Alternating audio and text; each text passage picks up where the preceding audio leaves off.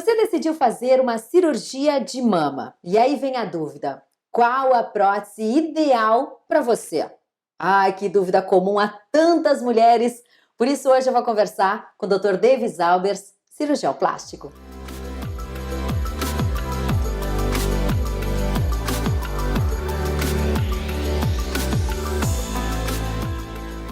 Bom, Dr. Davis, são muitas opções. Eu queria saber qual é a diferença entre elas. Duda, assim, ó, as próteses, elas podem ser divididas quanto à textura e quanto ao formato, né? Então, quanto à textura, basicamente a gente tem a lisa, existe a textura um pouco mais grosseira, que seria a microtexturizada ou a macrotexturizada, né? Então, a gente tem aqui 3 tipos de textura. E os formatos variam bastante. Hoje em dia, diferente de alguns anos atrás, a gente tem os formatos redondos e os formatos anatômicos, ou formatos em gota, né? Então a gente tem o formato em gota, que ele é mais vazio na parte superior e mais cheia embaixo, e o formato redondo, que ele é uniforme. Dentro desses formatos, a gente tem, basicamente, dentro dos redondos, né, bases e projeções diferentes. Então, se a gente for ver, basicamente a gente tem 2 próteses aqui com a mesma quantidade de ml, só que são próteses diferentes que vão dar um resultado completamente diferente. Essa seria uma base larga com pouca projeção, então a gente chama de perfil baixo. A gente vai aumentando, na verdade, a projeção e diminuindo a base. Então a gente tem perfil baixo, perfil moderado, perfil alto e perfil super alto, que é quando ela é bem estreita e mais alta. Quando usar cada modelo desses, né? Aí é que é. Então, normalmente o médico vai fazer uma avaliação da paciente pensando, na verdade, nas características do tórax da paciente e aí vai decidir qual o modelo adequado. Por exemplo, se a gente tem uma paciente com um tórax muito largo, com as mamas afastadas, se a gente utilizar um modelo com base muito estreita, a gente não vai conseguir aproximar. Isso é um fator, né? Existem outros fatores, porque o formato do tórax também influencia bastante no resultado final. Então eu vou te mostrar aqui um tipo de tórax, por exemplo. Se a gente observar essa figura, ó, a paciente pode ter um tórax plano, ela pode ter um tórax arqueado ou côncavo, né? Convexo ou côncavo. E o resultado dos implantes variam bastante só por causa disso. Uma paciente que tem o tórax plano consegue fazer com que as mamas cheguem mais próximas. E o paciente que tem o tórax afastado, convexo, as mamas já ficam naturalmente mais afastadas. E o contrário, essa paciente que tem um tórax chamado pectus excavatus, acaba ficando com as mamas convergentes, olhando quase para dentro. Então isso é uma característica importante na hora de decidir qual tipo de implante vai ser colocado. Então não tem aquela coisa que a minha amiga colocou 250 ml ou 300, eu quero igual. Não existe. Cada situação é uma situação. A gente precisa avaliar a paciente, né? Ver o que ela tem de volume para somar com o implante, o que essa mama tem de tecido para camuflar um implante e qual é o formato da sua mama e do seu tórax. Se a paciente tem uma mama pequena, com uma base estreita, né, a gente não vai conseguir alargar muito, porque senão o implante vai ficar muito visível. E a gente não quer que ele fique com bordas aparentes. Tem que ficar o mais natural possível. A gente quer que fique camuflado. Existem, então, medidas que a gente faz de base da largura, a gente faz a medida da capacidade elástica da pele para ver se a paciente tem uma mama muito presa ou com mais estiramento. Isso reflete no volume final que a gente vai calcular. Assim como a posição, na verdade, da mama, que a gente já falou em outro vídeo. Se a paciente apresenta uma mama bem colocada no tórax, ou seja, não tem flacidez, a cirurgia é só colocação do implante. Se a paciente apresenta uma flacidez, a gente, além da colocação do implante, a gente precisa associar um procedimento de levantamento, de retirada de pele para deixá-la no lugar. Então, precisa uma avaliação bastante individualizada. Agora, essa decisão é conjunta, porque eu tô vendo aqui são várias marcas, vários tamanhos. Como saber qual a marca ideal? Ou o volume que será utilizado? Como é que funciona isso? Hoje, todas as marcas trabalhadas no Brasil, elas acabam passando por testes do Inmetro para ter uma boa qualidade.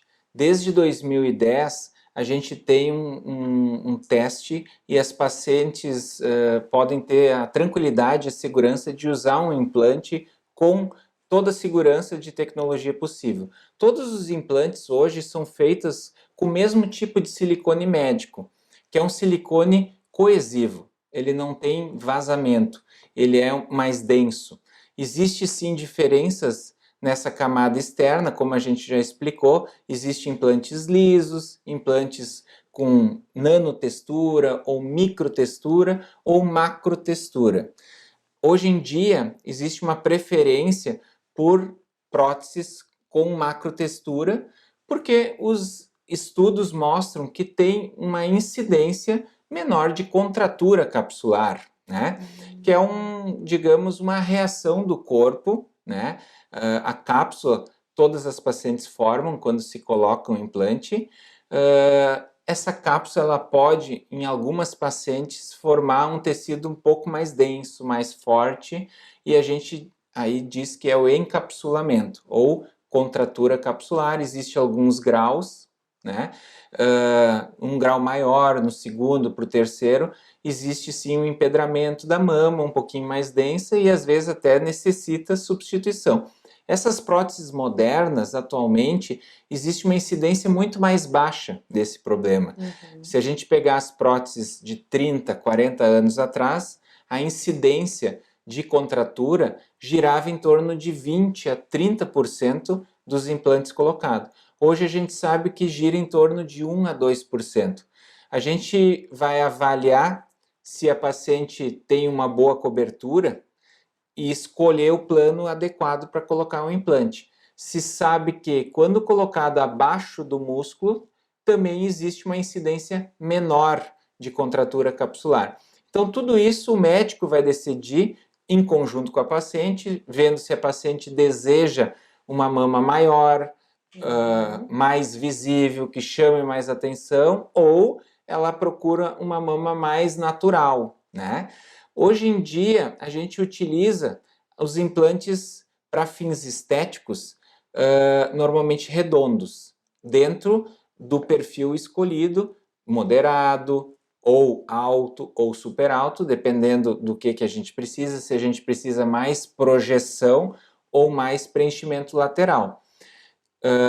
Em casos de reconstrução mamária, que é outro caso, normalmente se faz a cirurgia somente de um lado, né? A paciente teve uma mastectomia, retirou aquela mama, e para reconstruir acaba precisando utilizar um implante, muitas vezes também.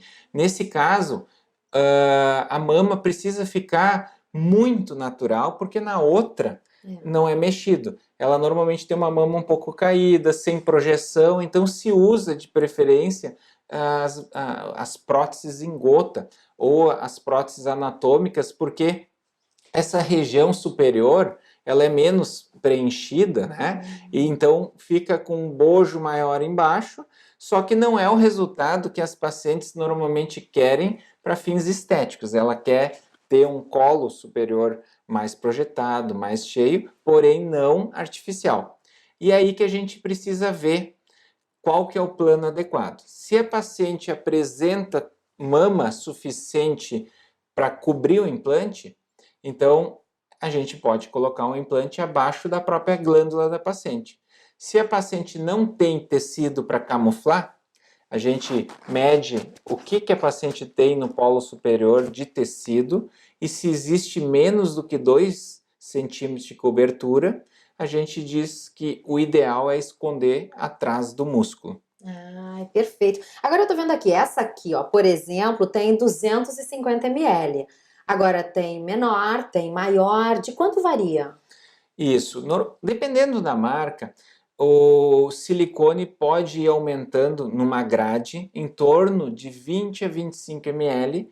Então, se a gente vê a grade de uma específica marca, ela tem desde 100 ml até 1000 ml, variando mais ou menos de 20 a 30 ml. Então, ela vai aumentando gradualmente na base e aumentando também na projeção. Essa aqui já é maior, né? É isso mesmo. Essa tem por volta de 340. Se a gente comparar com uma de 250, ó, Já dá para certo? A perceber gente a vê que a diferença. base dela é maior e a projeção acaba sendo maior.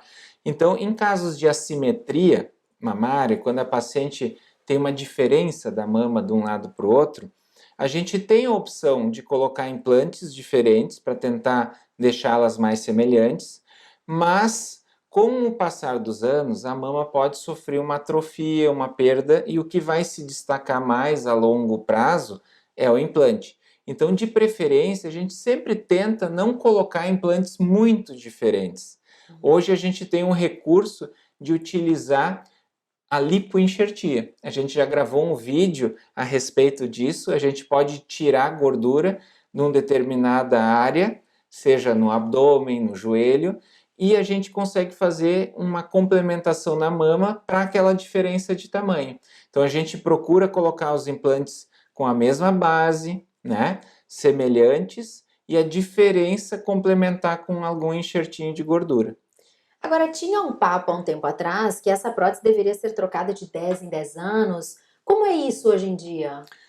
As próteses evoluíram bastante, né? Antigamente o silicone ele era líquido dentro, então ele poderia vazar se rompesse essa camada externa, o elastômero. Então a preconização seria a gente fazer a substituição antes que isso acontecesse. Hoje o silicone ele tem, como falado anteriormente, um gel de silicone coesivo. Então ele não vaza, né? A gente pode ter um rompimento e ele não vaza, não migra, não espalha pelo corpo. Com isso não se tem mais essa necessidade de uma data programada para fazer a substituição. A gente não gosta de utilizar o termo, o meu silicone então é vitalício. Eu nunca mais vou precisar trocar meu implante. Tem que ficar de olho. Não é bem assim. A gente diz que sim, não tem data para fazer uma substituição, porém a gente precisa fazer um acompanhamento. Normalmente a recomendação é antes dos 40 anos fazer a cada 2 anos um exame de imagem para ver se o silicone está legal, não tem nenhum indício de rompimento, porque muitas vezes esse silicone, mesmo rompido, não traz nenhum sintoma. A gente só vai diagnosticar o rompimento com um exame de imagem. E após os 40 anos, fazer anual, como qualquer mulher faz o seu pré-câncer. Com isso, a gente identifica algum problema. Tendo algum problema, né, um implante rompido, uma contratura capsular, que a mama apresenta um endurecimento, aí sim existem indicações de fazer uma substituição. Os implantes, a maioria apresenta uma garantia de tempo determinado, por volta de 10 anos. As empresas dão a garantia para ruptura, para contratura, porém depois desse prazo se perde, digamos, essa garantia, e aí, tendo algum problema, a paciente acaba precisando no futuro adquirir um outro implante. Bom, o mais importante de tudo é que isso não atrapalha em nada os exames de rotina que são tão importantes para as mulheres aí, que tem que estar sempre cuidando, câncer de mama, qualquer sintoma. Isso não atrapalha em nada, né? A gente vai falar mais sobre isso também, né, Dr. Davis, no próximo vídeo, porque olha, esses exames são muito importantes e a prótese não atrapalha. Não atrapalha porque o implante não vai ficar dentro da mama, ela vai ficar atrás da mama ou atrás do músculo. Então, os exames hoje em dia apresentam equipamentos de alta tecnologia, de detecções de nódulos muito pequenos, cistos com menos de 2 milímetros, e tendo alguma característica de suspeita de malignidade, aí sim se faz o acompanhamento adequado, independente da prótese. Já escolheu o seu? Opções não faltam. Qualquer dúvida, Dr. Davis está por aqui. Muito obrigada e até a próxima. Eu que agradeço. Um grande abraço.